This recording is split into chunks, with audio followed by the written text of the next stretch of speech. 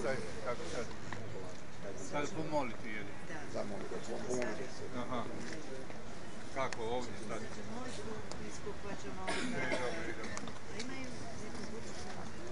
U ime Oca i Sina i Duha Svetoga. Amen. Gospodin s vama. I s Duhom tvojim.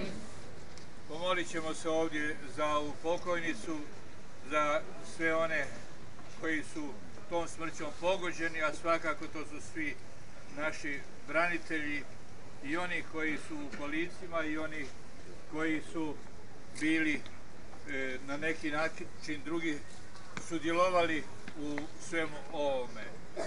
Ja sam ovdje kao biskup u svoje ime, ali svakako, iako mene i niko delegirao, znajte da smo svi zajedno s vama i sa obitelji koja je izgubila ovu ženu.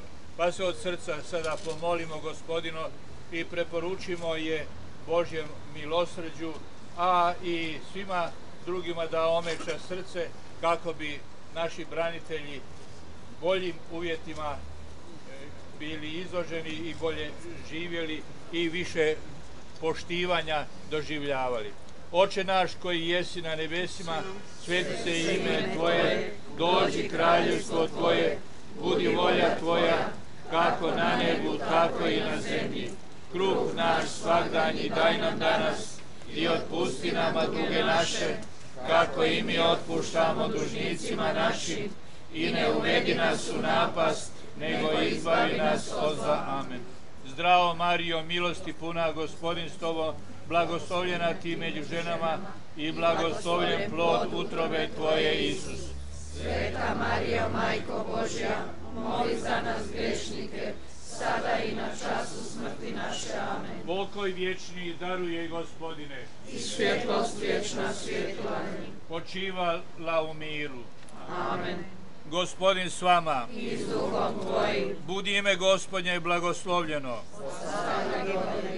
Pomoć je naša u imenu Gospodnjem. Koji je stvorio nebo i zemlju. I blagoslov Boga Svemogućega, Oca i Sina i Duha Svetoga, sašao na sve vas i ostao vazda s vama.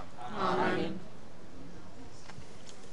Bože, čuvaj Hrvatsku, moj dragi dom, ljude koji blaguju pri oltaru Tvom.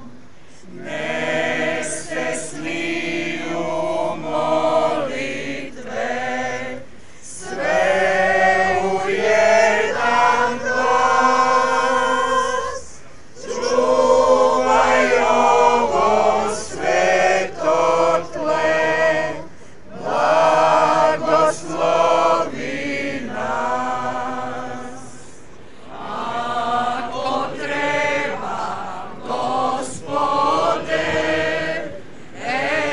evo primi zavjet moj, uzmi život od mene, pa ga podaj njoj.